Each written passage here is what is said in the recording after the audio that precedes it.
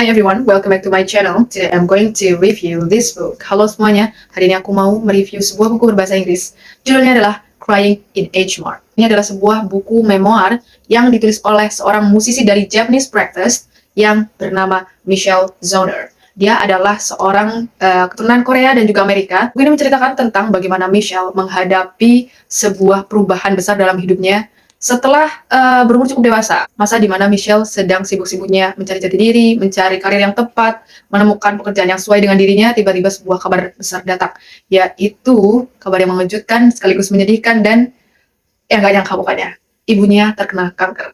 Nah, sejak saat itu Michelle yang memang belum menemukan karir yang tepat, yang kokoh, yang mapan, akhirnya memutuskan untuk kembali ke rumahnya untuk merawat ibunya yang sedang sakit. Hubungan antara ibu dan anak ini benar-benar kayak relatable banget waktu aku baca. Kayak dulu waktu kecil si Michelle dan ibunya sering bertengkar lah, sering adu mulut, sering berbeda pendapat, bahkan Michelle pernah kabur dari rumah. Ibunya ini kan orang Korea, dia sangat perhatian dengan penampilan, kayak skincare lah, rambut lah, fashion lah, apalagi pendidikan dan karir, pasti nggak mau yang asal-asalan. Nah, ibunya salah satu yang, ya kalau bisa jangan gitu, jangan berkarir musik, yang normal-normal atau yang lurus-lurus aja, yang cari kerjanya gampang dan stabil gitu penghasilannya. Sedangkan Michelle ingin berkarir di musik, dia juga mencoba untuk bermain musik. Lain topik hubungan antara ibu dan anak, Michelle juga sangat amat banyak sekali menyebutkan tentang masakan-masakan Korea. Mungkin selama remaja dan menuju dewasa, itu hubungan Michelle dan ibunya itu agak mungkin kurang baik atau mungkin renggang gitu ya. Jadi berkat ya secara nggak langsung, berkat ibunya sakit, dia menemukan kembali kayak, oh apa sih sebenarnya yang hilang di antara kami. Dan salah satu yang membuat Michelle bisa dekat lagi, terhubung lagi dengan ibunya, apalagi setelah ibunya pergi, adalah masakan-masakan ibunya. Jadi di saat menemani ibunya, Michelle sadar bahwa oh salah satu yang menghubungkan aku dengan ibu, dengan aku dengan budaya Korea sebagai identitas orang Korea adalah masakan Korea. Jadi mungkin kalian yang suka dengan Korea, apalagi dengan masak-masakannya, akan sangat amat ngiler atau mungkin lapar ketika membaca deskripsi makanan masakan dari Michelle di sini. Bicara tentang makanan tadi ya, aku jadi ingin bahas perbedaan parenting antara orang Asia dan luar Asia.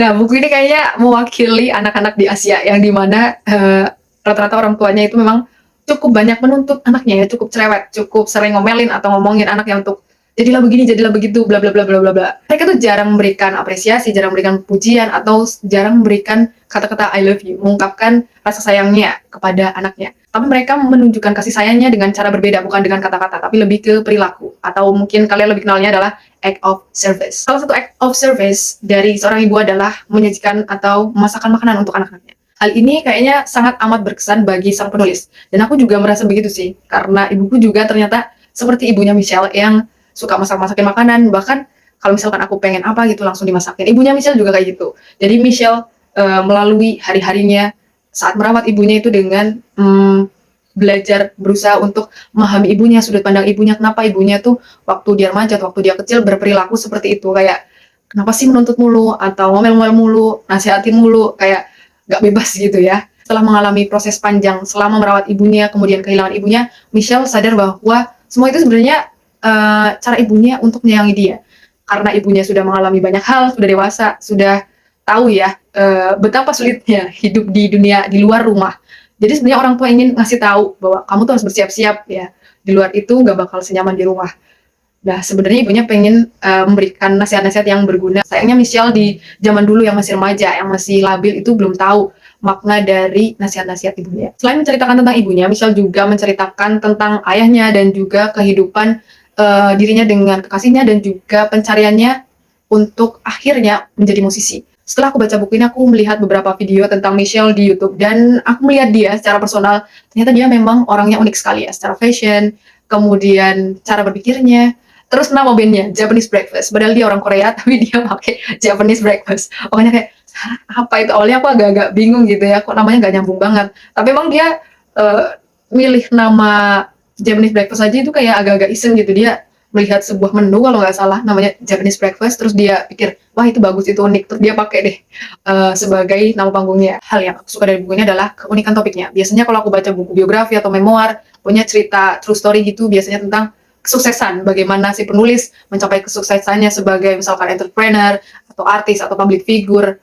kayak gitu-gitu. Nah, ini unik banget karena dia menceritakan tentang grief and loss atau kehilangan dan rasa duka. Selain dari topiknya, aku juga suka bagaimana Michelle menuliskan ceritanya dalam buku ini. Dari awal sampai akhir ini benar-benar terasa personal. Mungkin bedanya dengan memoir-memoir yang lain adalah Michelle nggak berusaha untuk menggurui atau memberikan nasihat atau memberikan kayak life lesson gitu untuk para pembacanya. Tapi para pembacanya dengan membaca dari awal sampai akhir tuh bisa mengambil pelajaran atau hikmahnya sendiri dari cerita yang dia sampaikan. Hal ketiga yang menarik dari buku ini adalah bagian setelah ibunya meninggal atau pergi.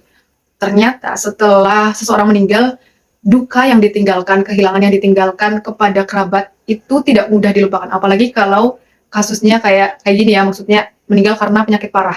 Terus juga misalkan kecelakaan atau meninggal tapi tidak sempat bertemu. Di dunia nyata, maksudnya aku juga ada beberapa kerabat yang ditinggal lebih dulu oleh pasangannya, entah suami atau istri. Dan itu dukanya, untuk menghilangkan dukanya itu sulit. Di buku ini Michelle menceritakan bagaimana dia bersama ayahnya ya, cuma berdua doang, harus menghadapi kehilangan sosok ibunya atau kehilangan sosok istrinya. Hubungan antara Michelle dan ayahnya memang tidak hangat dan mungkin ada beberapa isu yang harus diselesaikan. Nah, ini ternyata cukup berat. Bagian itu cukup berat dan cukup membuatku berpikir, wah nanti kalau misalkan ada seorang yang penting di hidup kita yang kemudian pergi, kita harus berusaha untuk bertahan tanpa orang itu, tapi tetap menjalin hubungan baik dengan mungkin orang yang kita tidak terlalu dekat. Nah, di sini contoh kasusnya adalah Michelle dan ayahnya. Jadi setelah ibunya pergi, Michelle dan ayahnya ini harus berhadapan dengan isu-isu yang mereka miliki. Kesalahpahaman atau ketidakdekatan antara mereka berdua, kekakuan itu benar-benar kerasa banget, kaku banget antara si bapaknya, si ayahnya dan Michelle. Pokoknya ada gap yang besar antara kedekatan Michelle dengan ibunya dan kedekatan Michelle dengan ayahnya.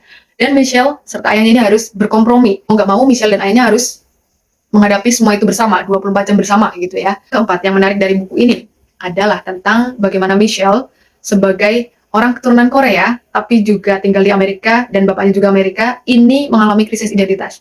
Jadi Michelle tuh dari kecil sampai remaja berusaha untuk jadi orang Amerika banget. Dia nggak mau kayak terlihat Korea, Asia atau apa. Pokoknya dia berusaha untuk fit in dengan budaya Amerika, dengan orang-orang Amerika. Namun setelah dewasa, Michelle sadar bahwa dia nggak mungkin jadi 100% Amerika ataupun dianggap 100% Amerika. Dia itu ada darah Korea, dia adalah orang Korea juga. Selama ibunya sakit, Michelle menyadari atau berpikir bahwa wah pasti ibunya sangat merindukan kampung halaman, kerabat-kerabatnya di sana, suasana di Korea, dan juga makanannya. Nah, makanya dia mulai belajar untuk masak-masakan Korea. Terus kemudian kan ketemu dengan kerabat-kerabat yang di Korea, dia kayak ngerasa malu bahwa dia selama ini udah dilesin bahasa Korea tapi progresnya sedikit. Ya, bahkan salah satu interview yang aku tonton di YouTube, ada komen dia yang ngomong bahwa pronunciation dia untuk bahasa Korea bahkan tidak terdengar seperti Korea. Yaitu dia cukup merasa gimana ya, waktu dewasa dia juga merasa dia orang Korea tapi juga hampir tidak tahu tentang budaya Korea selain apa yang diajarkan sama ibunya, yaitu masakan dan juga bahasa. Makanya selama merawat ibunya, kemudian setelah ibunya meninggal, Michelle berusaha untuk mengembalikan identitas Korea dia, terus memupuk identitas Korea dia agar nggak hilang. Karena selama ini yang mengingatkan dia bahwa dia itu orang Korea adalah ibunya. Nah, setelah ibunya nggak ada, dia dong yang harus menjaga identitas itu. Salah satunya adalah dengan memasak. Jadi ternyata memasak yang selama ini kita anggap pekerjaan biasa, remeh-temeh, itu adalah bagi Michelle sarana untuk terapi. Terapi menyembuhkan dukanya, untuk mengingat ibunya, mengingat identitasnya sebagai orang Korea. Oh iya, aku mau shout out dulu. Terima kasih untuk Kak Rizka sudah meminjamkan buku ini. Ini sebenarnya buku aku udah pengen banget beli berbulan-bulan yang lalu karena aku keracunan sama salah satu bookstagram. Aku pernah lihat reviewnya dia dan kayak, wah ini kayaknya buku bakal bikin aku nangis. Satu fakta yang lucu juga ya, aku nggak nangis ketika baca buku ini. Mungkin aku baca beberapa orang yang review buku ini katanya sampai nangis gitu ya, tapi entah kenapa aku nggak nangis. Tapi mungkin karena ini banyak sekali ya deskripsi makanannya, terus juga gaya bahasanya tuh bukan yang bikin kamu sampai mendayu-dayu atau gimana gitu ya, enggak. Tapi ya emang nyesek sih, aku merasakan nyeseknya, dukanya, sedihnya Michelle, tapi nggak sampai nangis. Ya paling berkaca-kaca aja. Tapi bukunya bagus. I recommend you to read this book if you like memoir or non-fiction. Kalau kamu baca buku ini, nanti aku akan taruh link pembelian atau link tempat beli buku ini di toko-toko online. Atau mungkin kalau lagi kekurangan budget, bisa pinjam juga kayak aku ke Kak Ariska. Nanti aku akan taruh linknya di bawah. Oke, segitu aja review hari ini. Thanks for watching. Bye-bye.